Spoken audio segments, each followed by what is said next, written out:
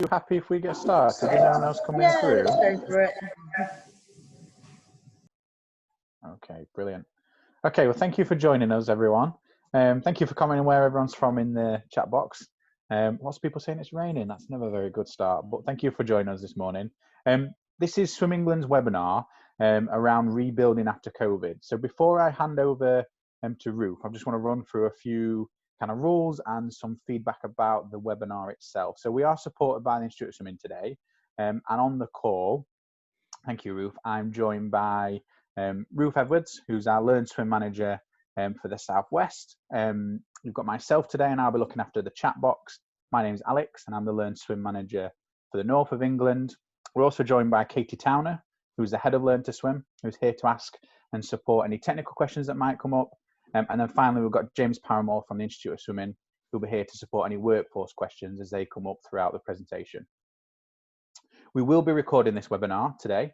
So if you miss any of the sound or anything you want to come back to, we'll be able to access the recording at a later date.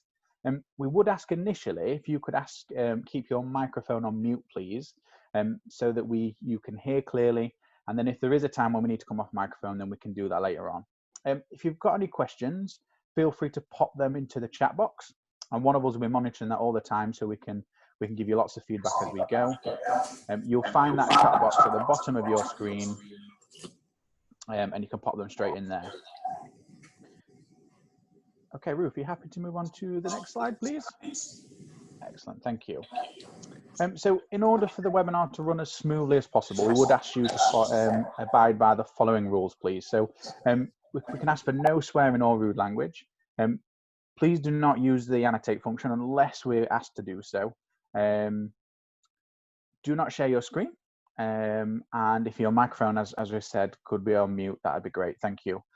We will be monitoring that comment box, so please ask lots of questions, and we'll be there to feedback throughout. Okay, and then finally, any participant breaking these rules or disrupting the webinar in any way will be removed. In the event of an unanticipated Zoom bomb, the Zoom meeting will be stopped immediately without notice. In the event that this does happen, the official content will be re-recorded and sent out to a link as anyone who has registered. So we'll make sure you get all that content. And then finally, just a bit of a disclaimer about the content that we're going to go through. So as Swim England, we do not own or operate any pools or swim schools, sorry. So any information contained within this webinar is for guidance only. So anyone wishing to make changes to their existing Learn Swim program should consult their manager or pool operator first. And any changes should be made in conjunction with the needs of your business and take into account the current climate that we're in. In the event of changes, we recommend also reviewing your risk assessments. So just a bit of feedback before we get started. So I'm now going to hand over to Ruth, who's going to start running through the content. Hello everybody, good morning. Sorry it's a bit of a windy and wet morning. So today what we're going to be covering is some considerations before opening your centre and how to potentially rebuild your programme. So the information contained within this webinar is just information that we've gathered as a Learn to Swim team, and it gives you some basic information, just some things that you need to think about prior to opening when we're allowed to do so. What I would say is it's obviously going to very much depend on what information we get from the government. So these are just things that you need to be thinking about in order to put some plans in place moving forwards. So there's quite a lot of unknown at the moment. So we don't know what government guidance is going to come out and how we're going to reopen our pools, and until we have further information it is quite difficult to plan. So we need to think about contingency planning for various different ways of reopening. So potentially there could be a phased reopening of public spaces. So it might be that actually leisure centres as a whole is kind of further down the line with things like cinemas, or it could be that actually if they open up kind of the world as a whole in one fell swoop. I would think that's incredibly unlikely. We also need to consider when schools return. Obviously there's a little bit of pressure on the schools to hit their national curriculum targets, and I'm sure that pressure will be onto them when they return as well. Each individual school is probably going to be different depending on the nature of their students and their priorities with their national curriculum. Travel restrictions is also going to be a consideration, actually physically getting your staff in and out of centre, and also customers as well. Actually, if they open up centres but they still have travel restrictions in place, then potentially that could be challenging to get customers to you, especially if you're rural. There's also a potential that we might go back into a lockdown if cases spike again, obviously depending on how they reopen public spaces and how they kind of initiate reopening after lockdown. We also need to consider how many pools will actually be available to reopen after post-COVID-19. There'll be a number of you with sites who, you know, they're particularly old. Perhaps there could be issues with your plant, which are all going to affect whether or not your pool is able to reopen, and also the timeline for that as well. So, you know, some pools, if you've shut down correctly and you've been quietly ticking over, it might only take you a week to reopen. Other pools might take, you know, even a couple of months to get things like plant fitted and fixed. So what I would say is this is a brilliant opportunity for a fresh start. So we never really have an opportunity whereby your pools are shut down for a prolonged period of time, so that you can look at things like pool programs and timetables. So this is a brilliant opportunity to maybe rejig those timetables and pool layouts and things to actually suit your business better long term. We have had a webinar on maximising use of the pool space, so I will be sending out with the follow-up email links to that presentation, so that can help you to design your pool spaces on pool layouts. You might need to consider things like deep water to accommodate social distancing classes.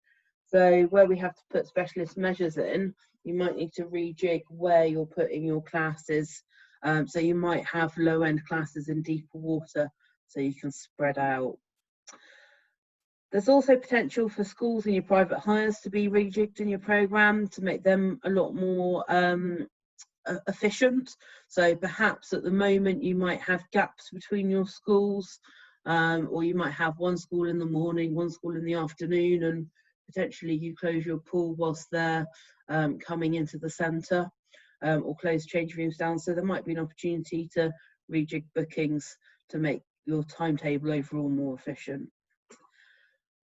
Crash courses, if you don't normally run crash courses, so these would be things like holiday courses, there's a fantastic opportunity there to potentially create crash courses for when we do reopen. If we reopen before the schools go back, then potentially those lessons could be quite popular to get children out and doing physical activity. If you use different systems, IT systems, so for example CAP2 systems, or Learn to Course Pro or Legend, or any other systems, it's also worthwhile using this as an opportunity to check that your systems are working correctly, that you've got the correct email triggers set up, the correct assessment criteria and badges. Actually, that will make your life a lot easier when it comes back to back into practice. As you may have seen, we've got amazing opportunities through the iOS to do some staff upskill. So there's a massive potential there that when you come back, your staff who might have been a little bit stagnant in their learning, they potentially have upskilled, and they may even perhaps know a bit more about the different frameworks. So if you're not delivering preschool framework, there is potentially an opportunity there to deliver it, or things like water polo, artistic swimming, diving, competitive swim, any of the disciplines. So there is potential there to use those skills which have been gained during the lockdown. So I'm going to talk a little bit about mobilisation planning. Now, obviously, this is very much going to depend on the government's guidance that comes out. But you need to be thinking a little bit about timelines. So realistically, how long is it going to take you to reopen your pool? How long is it going to take you to get staff and customers on board and communication out? Potentially you need to give 48 hours notice to unfurlough staff. You need to think about your staffing plans and phased reopening. So potentially, if you've got gym or dry side areas, those might get opened before the pool. And you need to think about social distancing planning within your centre. I know prior to closure, a lot of gyms, for example, they'd shut down like every other item of gym equipment to help with social distancing. You also need to think about things like a cleaning regime and making sure you've got that in place. So put a plan together, but that plan does need to be flexible depending on what comes out from the government. And until we know more from that, then we are a little bit restricted on what we can plan for. Private hires need to liaise with operators as well. So you will be jiggling your private hires around and seeing how you can fit them in. Potentially, you might be in a position where you have to open up for the public first, and then your private hires potentially come a little bit later on, just depending on how operations come back. So when you're looking at reopening the pool, these are the different considerations you need to take into account. So pew tag guidance. So did you shut your pool down using the existing pew tag guidance? If you did and it's still ticking over, potentially you've got not necessarily an easy, but a fairly easy reopening of your pool. You need to think about the timescales of your opening. So if you have a very small pool, obviously your the time it takes to heat is going to be a lot less, whereas if you've got a big 50-metre pool, potentially it's going to take longer to heat. Think about plant breakdowns. So especially with those older pools, at-risk pools tend to be those who are more than 38 years old. So consider things like your pumps, your boilers, any other plant equipment which potentially could break down. And any unforeseen problems. So I know some places where they haven't put enough chemical into the water, they're suffering from some algae problems, especially in those areas where there's a bit of a less of a water flow going through. Before reopening, everybody's going to be looking at getting biological sampling done as well. So we do need to be aware that the labs are going to be overstretched. So you might take a little bit more time to get your biological sample back. And also any other teams, so facility teams and operational resources across the sites are going to be stretched as well. So if you've got one team member who's responsible for plant maintenance, but you have multiple sites, obviously that's going to take a lot longer to get your sites up and running. You also need to consider any equipment, so make sure it's cleaned and tested. So things like disabled hoists and any other pieces of equipment you've got in your pool. Any floats need to be cleaned thoroughly and make sure they haven't got mouldy or algae on them for being stored for a long period of time, especially if they've been stored kind of flat rather than vertically.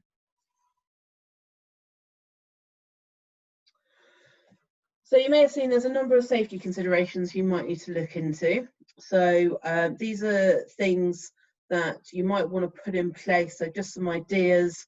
Obviously, it's going to depend on your site, the flow of your customers, and you'll need to put a risk assessment in place to make sure that you're abiding by any sort of social distancing which does come out. So these are just some considerations that you might think about doing. So running a reduced lesson programme to limit the number of people in the facility at the same time. So realistically, coming back, you probably will have lost a lot of swimmers who've cancelled their direct debits potentially over this period. So actually that might work in your favour a little bit. If you do need to run a reduced programme, you can split those groups and you can spread them across different areas of the pool. You can only allow one parent or guardian to drop off and spectate. Ensure your swimmers shower before and after the lessons. And think about looking at your parents' viewing area. Can it be expanded where possible? I know in nice weather as well, there's been some pools where they've encouraged their parents to wait outside, and they've created like a little patio area or seating area outside the building with social distancing measures. Increased cleaning procedures in place for high traffic areas. So you might want to think about your changing areas and how you're going to clean those. Potentially if you've got a big village change with cubicles, blocking off every other cubicle, and then having a cleaning regime whereby you then swap the ones that are blocked to make them unblocked and clean the ones that have just been used. You might want to consider having your teachers teaching from poolside rather than the water. So if you've got small children and you have assistants in the water, you might want to consider having smaller groups, and then also potentially having flotation aids, buoyancy aids to help those children have a little bit more support. You can stagger your lessons, and that could minimise the traffic in the changing rooms. So potentially you could have lessons starting on the hour, on the half hour, on the quarter past and the quarter to, and then that frees up those changing rooms a little bit, which is where I would say probably your most amount of traffic is going to be, and the most risk is to come in contact with the virus. You could potentially close your changing rooms for cleaning in between lessons. Have hand sanitizer on poolside, and encourage parents only to turn up for their lesson time. So children shouldn't be turning up sort of 10-15 minutes beforehand. Ideally, perfect scenario would be that parents turn up just before the lesson, the child's got their swimwear underneath their clothes, and literally their top layer of clothes are just taken off and the swimmer just goes straight in for their lesson, and that reduces impact on your changing areas. You do need to consider provision for any swimmers with health conditions, pregnancies or babies, and making sure that your refund or your credit policy takes those people into account. So you might be in a situation where you have suspended all of your direct debits, but what you're thinking, when you reopen, you'll instantly restart all of those direct debits, or perhaps there's groups who've got lesson credits which you're planning on to move on.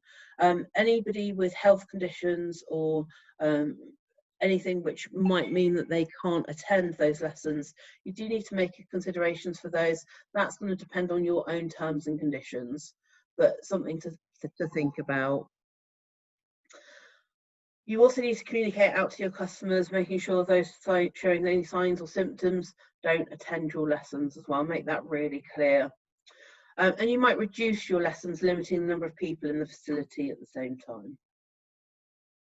So there's quite a lot there to consider. So going on to staffing. So we've already mentioned the notice period to unfurlough staff. You also need to consider your lifeguard or National Rescue Award qualified team. So they'll obviously need to do water work, CPR and competency tests before you can reopen your building. I know Katie, our boss, has had a chat with those from RLSS, so they're looking at ways where they can competency test and limit the impact and the interaction with lifeguard and teacher teams, which is a bit of a challenge in itself. So hopefully further guidance will come out on that later on down the line. You may also have issues where you have staff who've changed jobs during the pool closure. So they could have been headhunted by other pools, but also they could have been pulled into lots of different work roles during the COVID crisis. I know there's a number of pools which have been used for storing food and sending out food parcels to local communities, and their staff have been used to help facilitate that. So obviously pulling back staff to be able to provide your normal lesson programme or as many lessons as you possibly can could be a challenge. And with that, you also need to look at your workforce. So you could have people in your workforce who are at risk. So if they're over 60 or if they've got any underlying health conditions.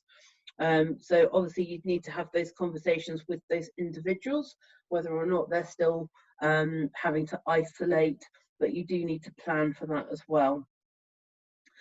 And also plan for their additional qualifications and skills. Like I said before, you know, it might be that actually you can launch some new frameworks and potentially some new lessons to get a different group of individuals in using your centre. I would also look at analysing your COVID-19 closure cancellations. So anybody who's cancelled, take a look at how many have cancelled, because actually, you know, you might need to slowly build up your workforce depending on how many cancellations you've had. There's no point in getting your full teaching team back if you've only got a quarter of the swim school you had before. So you might want to do a phased return back. And also recruiting new staff. You might want it to be gradual, based on demand of your customer base, on what you can actually provide with all your restrictions.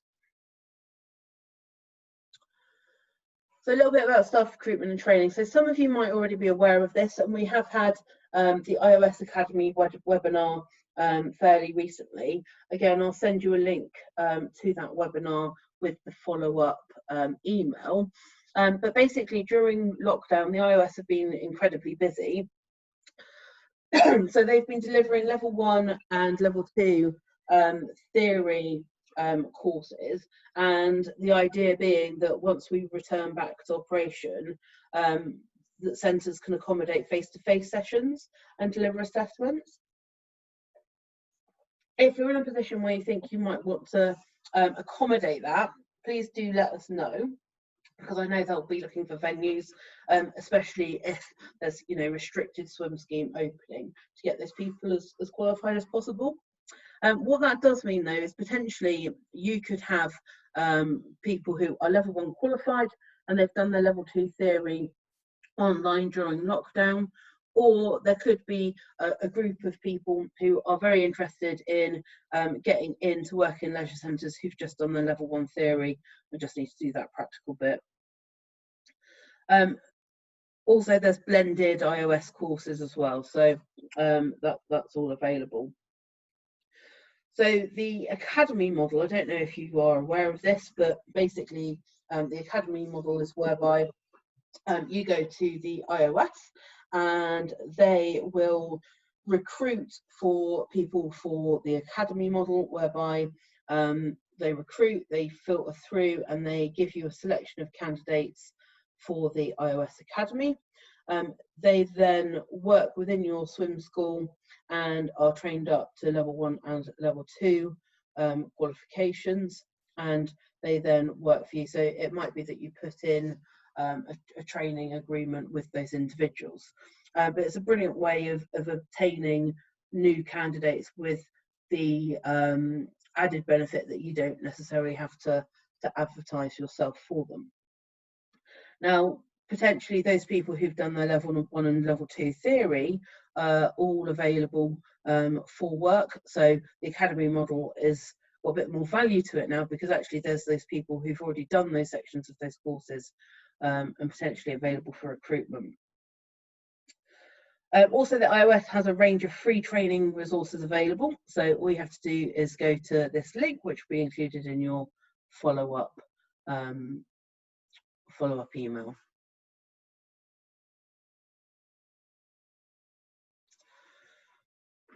Okay, retaining learners. So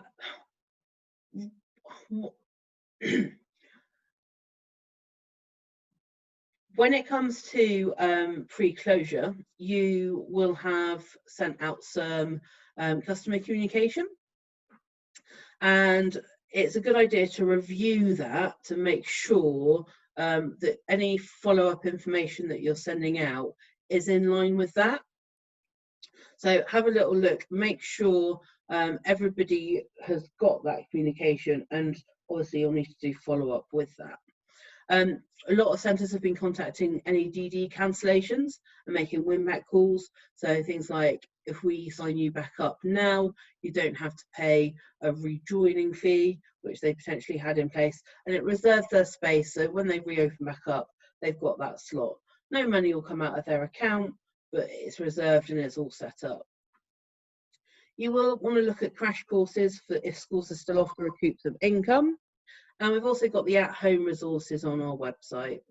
You might want to look at some discounts and different incentives, so things like a price hold. I know some organisations have done a price hold whereby they've promised that if they stay on their direct debit, no money's coming out for the moment, but they'll have a price hold at that DD price for the next sort of 2 years to stay and come back when we reopen. Okay, so I've got a little bit of interaction for you. I know I've been speaking quite a lot. So just on the chat box, can you just type in, so where you think your main losses from your programme will be, and what have you done so far to retain your learners? And I'll get Alex to feed that back to me.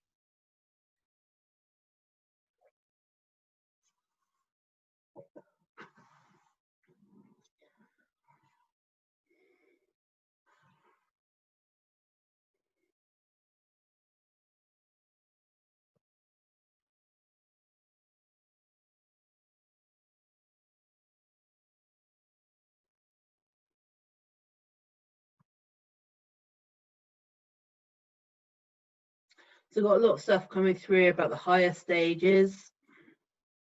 Yeah, we're getting a few people saying they had quite a lot of cancellations just before the lockdown. Saying that the challenge is getting them to come back and sign up again. Yeah, a lot more coming through about the higher stages. Main loss has been through DD cancellations, even though the DDs have been frozen. Yes, I've had quite a bit of similar feedback about that same kind of issue.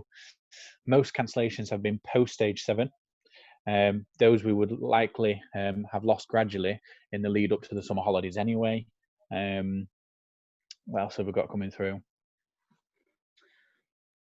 The problem with the direct debit cancellations is that they potentially would have panicked cancelled and not read any communication which came out about suspension, or potentially misunderstood and cancelled anyway.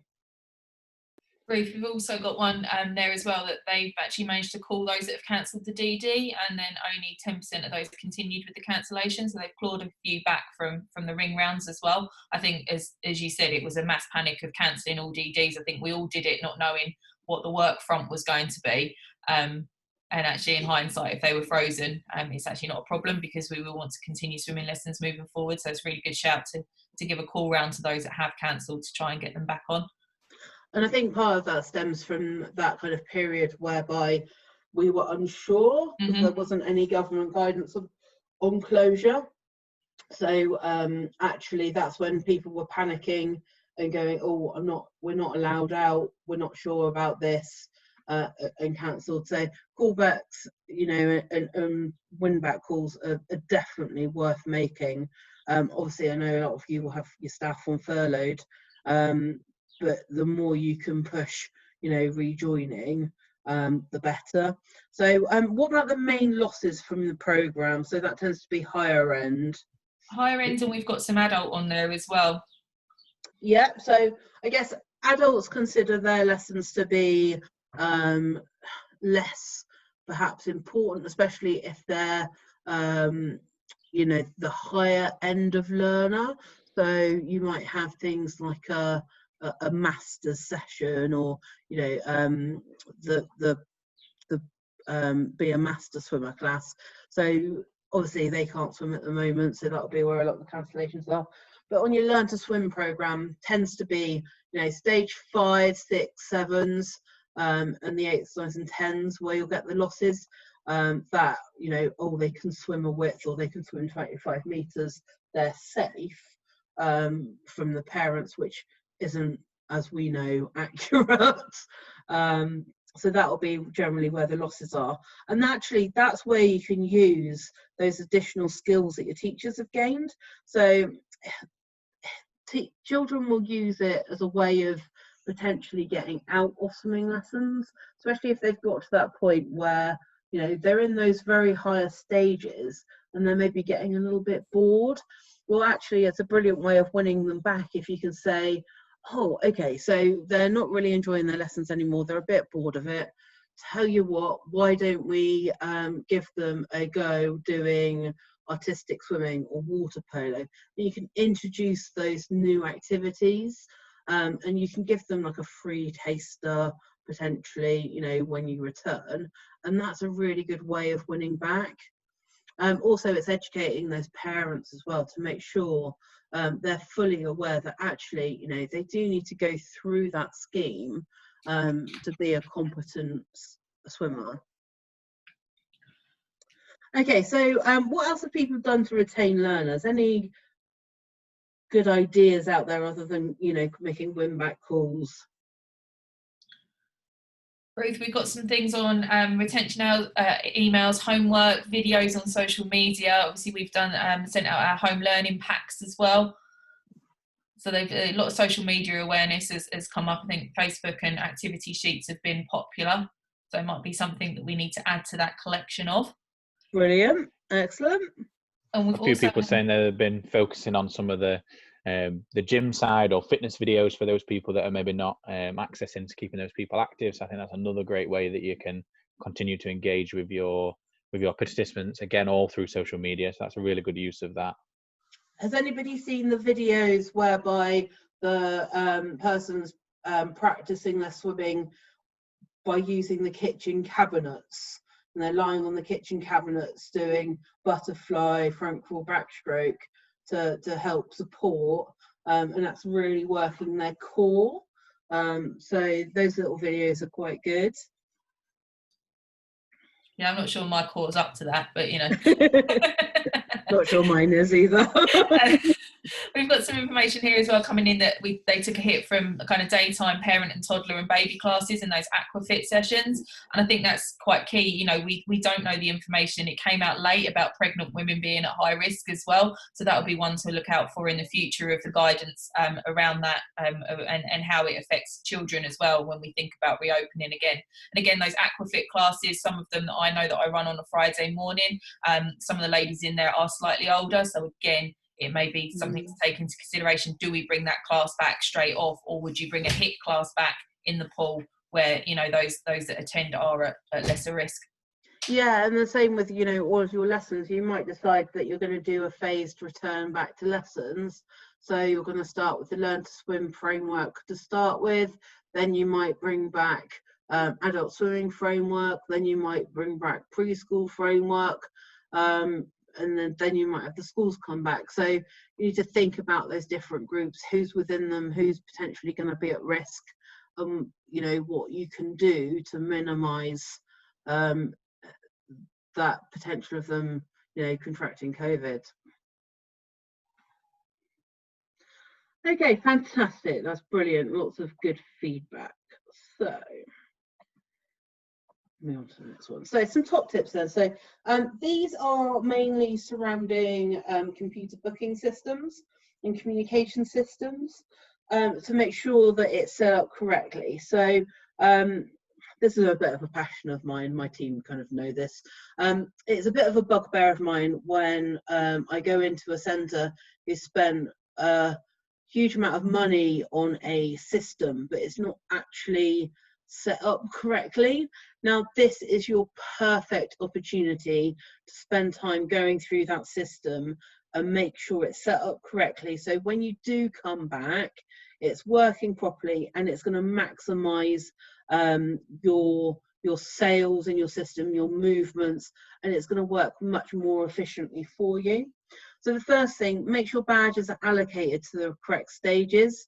And also there's potential that you could reorder for your opening stock take. So our shop is back open again. By having your badges allocated to the correct stages and making sure the badge email is actually set up correctly, that potentially could increase your secondary spend within your centre. So that's quite a good way of just making sure that you're getting that additional income in, but also rewarding and recognising the achievements of those children. Make sure all your email triggers are set up correctly and branded with links to the home portal and the Learn to Swim or the Just Swim app. So the Learn to Swim app, I'm hoping you will all have seen, is for children, whereby they can scan their certificate and move up through the stages. And then the Just Swim app is mainly geared towards adults, and it's got some adult training information. So have 2 different email triggers set up. So if it's a movement or a welcome email for adults, have the links to the Just Swim app in there. If it's a movement or a trigger email for Learn to Swim and its children, have the Learn to Swim app in there. Ensure your staff know how to use movements on waiting lists, and this includes all your front of house team. So you might have a period where you're all coming back into work, and you've got a period where you can retrain your staff, or potentially you could put together your own training videos for your teams to do outside of work, perhaps if they're not furloughed, but they're not working at present. So make sure they know how to do movements and movements of those who are currently on swim school. Make sure they know how to use waiting lists for those who aren't on swim school, and make sure your movements get priority over the spaces through home portal. Waiting lists can be targeted separately to maximise your sales if you've got your waiting lists specifically for those who aren't on swim school, and that's where you're going to get your key sales from. Now, obviously, at this present time, you're not going to want to activate any movements because you don't know how much skill is going to be lost from those individuals. But make sure your staff know how that system works properly, so when you do come back and those children are ready to move, that can be done efficiently and smoothly. Make sure your reception staff know how to trigger movement emails, and that can be something that's done on a daily basis when you're back in full operation. And make sure you know how to use the reporting function, because that will save you a huge amount of time, trust me. Okay, so we're going to look at rebuilding your programme then. So our returning focus. So after talking with a lot of operators, with RLSS and various other partners, I think our key issue on returning back is going to be water safety. So obviously, I mean, not today because the weather's not particularly brilliant, but actually during lockdown, all of the pools are closed, and there is a significant risk to especially young people going into open water areas to cool off, and potentially there's a risk of drowning there. So returning focus, depending on when we return, that could be peak of the summer period, or it could be kind of later on down the line. But water safety is always going to be our key focus. So whether or not we're opening straight away or whether we've got that delay, the water safety messages going out need to be fairly consistent, I think, from all of us within the industry, if that's at all possible. RLSS Drowning Prevention Week resources are available. We've got a webinar coming up with them on supporting Drowning Prevention Week, where we'll hear a little bit more information about their plans for this year. But if you can push water safety knowledge out through your social media channels as a minimum, then hopefully that will have some impact. We do have a range of water safety awards, and these have been launched and are available in our shop now. So these are geared towards stages 3, 5 and 7, and we do have a water safety webinar, which again I will include in the link which gets sent out, so you have that information. The second focus will be the change in swimming standards. So on return back, depending on how many you get through the doors, it is going to affect how you do that reassessment. So there will be a period whereby you are effectively reviewing children's swimming standards and checking to see if they have dropped back, or potentially if they have a pool at home, if they're lucky enough to have a pool at home, might have stayed the same or even got a little bit better. Obviously, children having a pool at home is going to be particularly rare, So the chances are they may have lost some skill. I know some operators have got plans to move everybody one step back on the mark scheme, but I would say that probably your best bet is in that first month back, have your water safety focus and do games and activities which effectively mirror the skills of that level, and therefore you can assess them and reassess in that first month back. I would also be aware that you're going to potentially have a slow filter of children returning. So if you say everybody on the first week back gets assessed, you could potentially miss quite a range of children as they filter back through. And potentially you're going to be reassessing past that month and doing continuous assessment anyway. But just be aware children might not necessarily move up as quickly through the pathway as they did before because of that gap. So it's worthwhile noting closing dates and reopening dates. So if you do ever get that complaint from a customer saying that my child's been in this stage for 18 months, you can explain, well, unfortunately we were closed for this period of time. They did go back during that time, so you have that explanation. And then also for a lot of organisations, their big focus is going to be recouping lost income, and that will be through secondary spend, potentially price increases on their swim school lines, making the most out of crash courses. They might even need to reevaluate things like higher costs to the pool. I know that there's some pools where their higher cost is really pretty minimal, so they might have to review that to make sure that actually long-standing, they're secure financially. So talking about sales then, so this is taken from our maximising sales and retention, but it is just as relevant to rebuilding after COVID-19.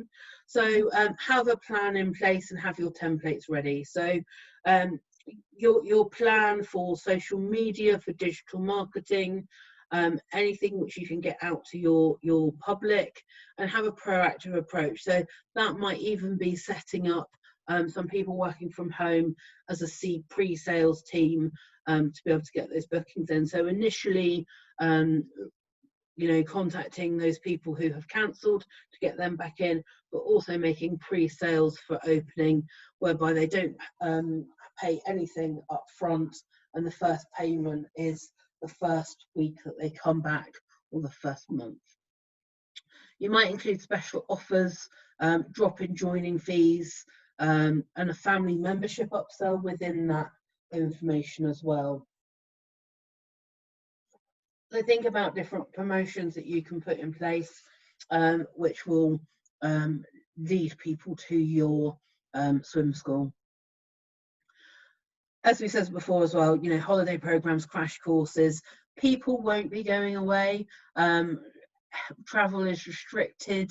I know some operators, as in like Ryanair and EasyJet, they might be reconsidering opening up flights and things, but actually people are going to be very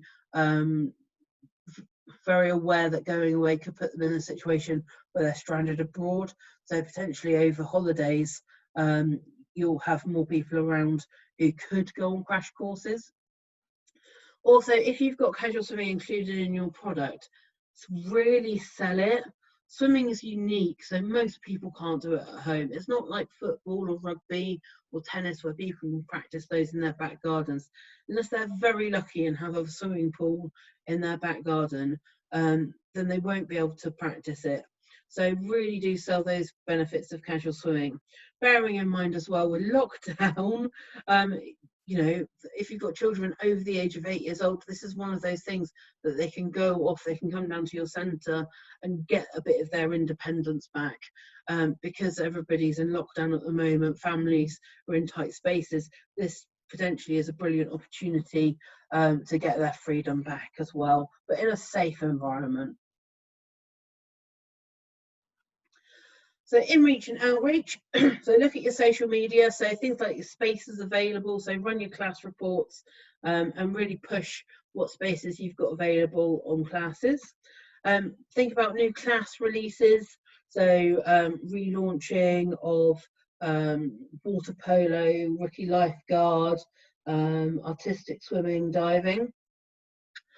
Think about going viral, pardon the pun. Obviously, we're restricting the Covid-19, so we're not talking about that sort of viral, but keep up with current trends. So things like flossing, baby shark, ice bucket challenge, the Dre car challenge where they had the music and going along the car with the door open. Most recently, there's been the 2.6 challenge, which was instead of the marathon. And there's things like a hat drop challenge, which is where you fill a swimming hat full of water and you drop it so it fits nicely on somebody's head. And potentially you get those going viral within your local communities and get a bit of drive that way. Back when we open, things like children receiving awards and making sure that swim schools tagged in and their schools tagged in as well, and that will get more reach. You can also plan things like free swim assessments, so 10 or 15-minute slots with weekly availability, whereby they can have a free swim assessment and be pointed in the direction of which class they need to go in. I know from personal experience that is very popular. We can also potentially do things like refer a friend as well. So refer a friend, you just need to be a little bit aware of GDPR. So the idea is that the person on your swim school, they refer a friend. So whether it be sending them an email to refer them, and then that friend fills in their details, sends it back to you. And then potentially once they've been on your program for say 3 months, the friend who referred them potentially could get a month free swim school. Back when we reopen and schools are back, potentially you might look at things like scholarship schemes. So the idea of a scholarship scheme is that you get schools to nominate people who are worthy of a swim school scholarship. So it might be somebody who has overcome certain challenges within their life, and then that person goes into a draw and you select who is most worthy of that swim school scholarship, and then that person will then be followed on their swim school journey. All those people who nominated, obviously, you know, taking into consideration GDPR, are potential to become leads as well. So those people who nominate individuals could also go into a draw to win some prizes themselves and therefore can become leads. Back when we reopen and obviously COVID-19 limitations are not in place, you might want to consider things like outreach, going to preschool and school fetes, Easter egg hunts, Christmas events, and even things like school pickup time, just to do a bit of outreach, whether that's handing out leaflets or doing activities where people can win things, or even just handing out leaflets, inviting them down for a free swim assessment. Other events like open days, and then also think about sending your school's digital assets. So schools are veering very much away from the old days where you gave them 8,000 leaflets to put in book bags, thank God. They prefer to have digital assets which can then go out on their newsletters and out on their social media. And also your schools will be in a situation potentially as well where they are really trying to get children through their national curriculum, school swimming. So they'll be looking at top-up lessons. So they'll be able to access their pupil premium fund for those lessons. So that actually might get more children into your Learn to Swim scheme. So potentially, if they've got children who aren't going to hit national curriculum requirements, they could use their pupil premium fund to get them in on your normal swim school outside of school times, for them then to progress up through. So there is potential for growth there as well. Some of you may have seen this before. So this is the sales cycle. So this works incredibly well if you are using a digital system. But equally, you know, if you're using paper, then you can make it a bit more flexible to work for you. So the idea is that you have a cycle whereby if you go through it every week, it means that you have new sales going into your cycle at any point. So you don't necessarily have to wait for the waiting list to go down to make that new sale. So the idea is that we push movements on a Monday. So anybody who's ready to go up a level or wants a different day and time, you focus on a Monday, and potentially they're complete by a Tuesday. Wednesdays, you then focus on your waiting lists and pushing everybody on your waiting list onto your swim school. On Fridays, you then push your social media and your Facebook. And then on the weekends, you make your win back calls for anybody who has cancelled from the scheme. Find out why they've cancelled and see if you can win them back. And then you go back to Movement Mondays. So this cycle works very efficiently, works very well, and potentially means that anybody who walks into the centre, there's a space available in a class, they can book it straight away. Also, anytime outreach, that can then feed into your weekly sales as well.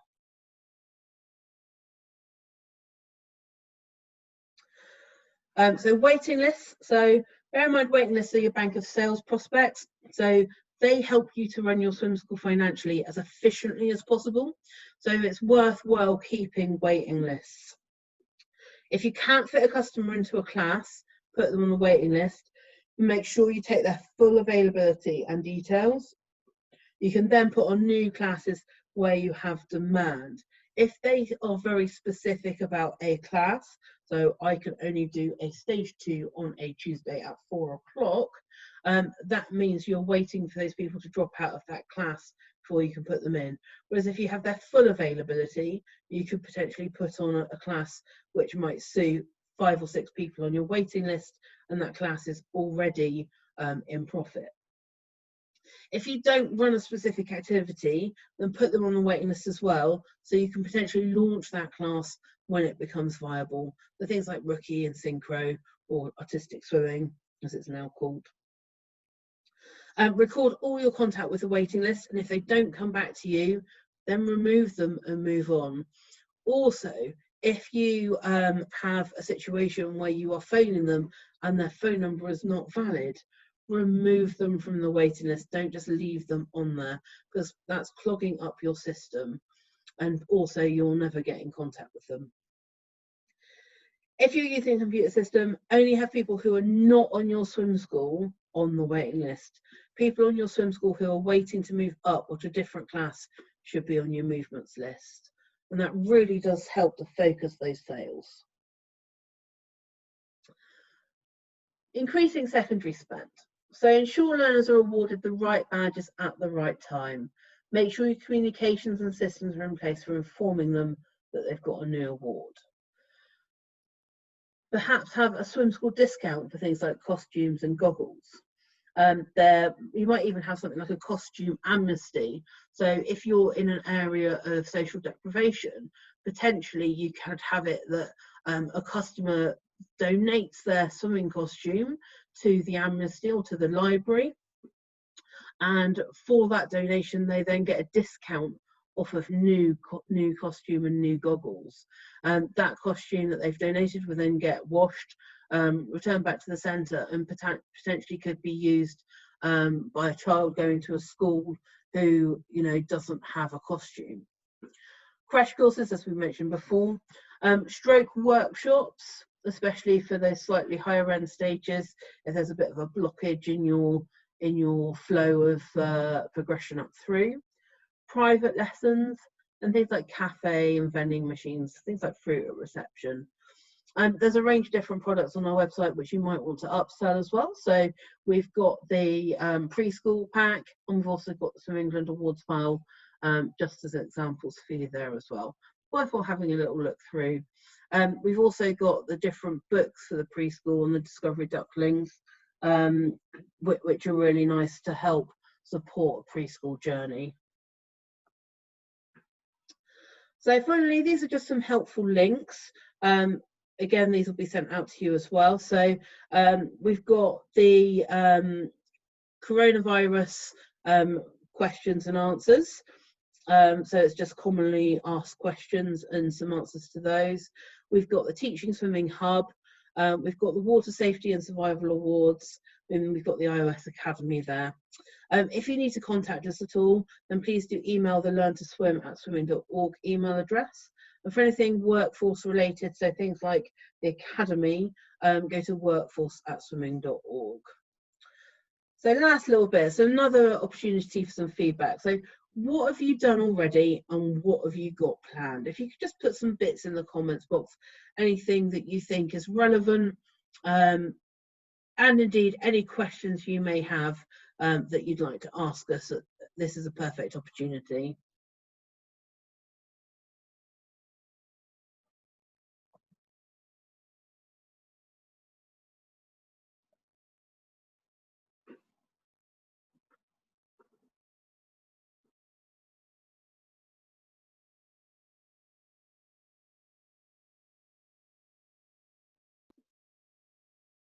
Got a bit of feedback starting to come through, Ruth, that people saying they've had lots of feedback with customers and staff. Conversation is key, just keeping them in touch with what is happening. I definitely agree with that.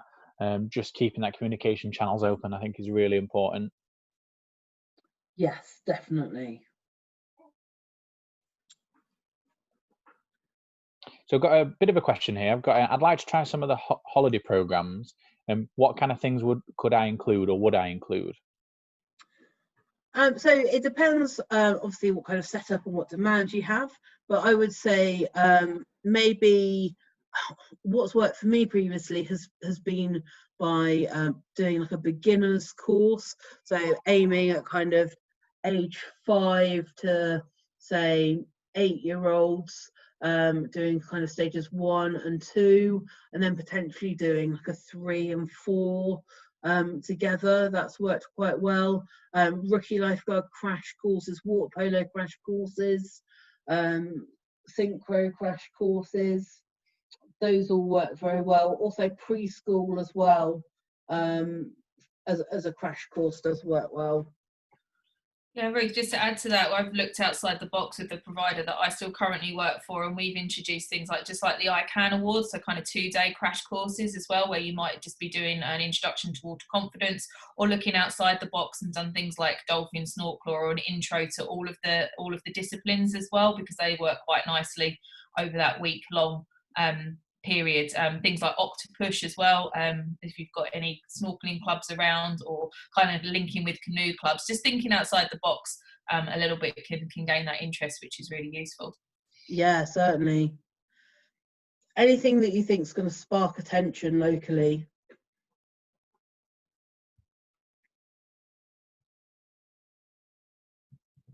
So we've had a few that are looking at new timetable staffing and cleaning rotas, but they haven't concentrated on the lesson specifically, as the advice is still unknown for the government.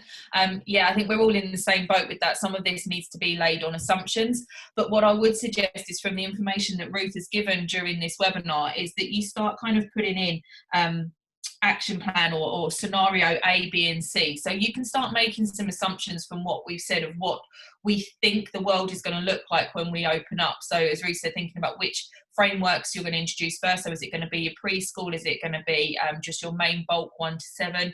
Thinking about your plan of bringing your teachers back. Have you identified which teachers are going to be coming back, or if any have got any underlying health conditions that might not necessarily mean they come back straight away? So I think, although yes, it is an unknown, actually starting to think about the things that we've discussed during this webinar today is going to put us on the front foot for when we do open, so you can execute plan A, plan B or plan C at that point. Looks like there's a couple of things about social distancing in the water as well, and how we put that in place. Obviously, when you're doing the children's lessons, children do become little magnets, and they very much do tend to try and kind of come together. So by having perhaps smaller classes, and by getting them, you know, to spread their arms out and making sure they're not touching, and telling them that they've got to be at least that much distance away from each other, potentially sending them in waves as well, with more distance between them. So there are different little things you could do. If you wanted to rope off sections, that's also a potential way of doing it as well. So you might need to think a little bit outside the box on that one. Yeah, and we will, and when we get further information from the government and obviously from QTAG in regards to the transfer of COVID-19 in the swimming pool environment, not just in the water, have a look out. As and when we get more information, we will put more webinars out. So there will be things around teaching in deep water. If we do need to space these children out, there was a question that was asked earlier on around cancelling the lower stages. I wouldn't suggest doing that. We just need to learn how to teach from poolside, how to use different pieces of flotation equipment, how to do activities to space out the children. And we will be running webinars and sessions again to give you some hints and tips on how best to do that. We can't avoid it when kids get close together. I think we just need to show that we are minimising that risk at that point. Perfect. Was there anything else coming through? Stand on duty if carers prepare changing rooms, cleaning rotas.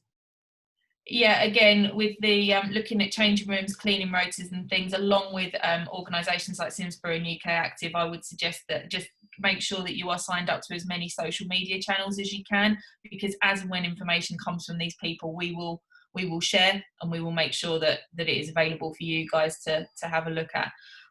One other thing that I would like to suggest is that if you've got any requests from us on the back end of this, or things that you would like us to consider or produce, you've got the information on our Learn to Swim inbox. There is 3 of us left in the Learn to Swim team, so we will get round to you as soon as we can.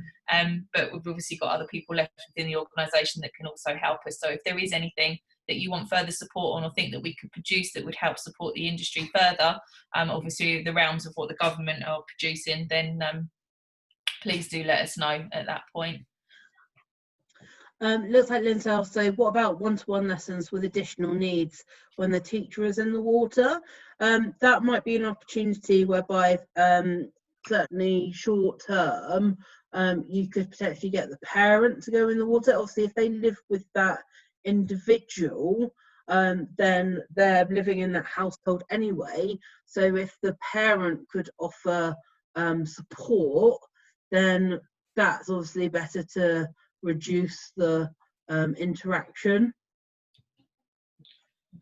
There was another one on there. I think it was about some of the older pools not being open again. And I also had a question on the inbox that came through around any of you guys on here that are smaller swim schools that are either using school pools or private hotel pools to run your swim schools out of. Please do get in touch with the maintenance guys to ensure that they are looking after that pool properly, and that they have had access to we've got some pre-recorded webinars that our facilities guys has put out, that they've got access to that information as well, because it appears that they're the ones that have almost like flicked the switch and walked away without doing any maintenance. So if you are a private swim school, please check with those facilities that you are using that they have been closed down properly.